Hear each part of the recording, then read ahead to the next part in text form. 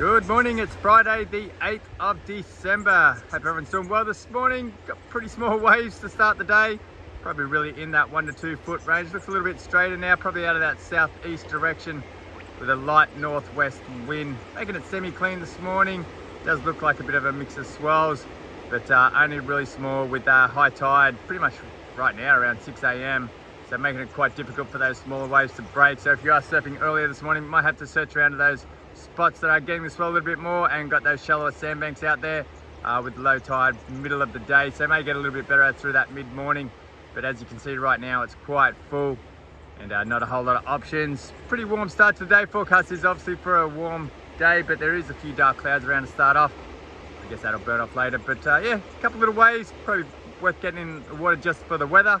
If you're keen, go get wet. This report is brought to you by Slum Sports Store. Yo!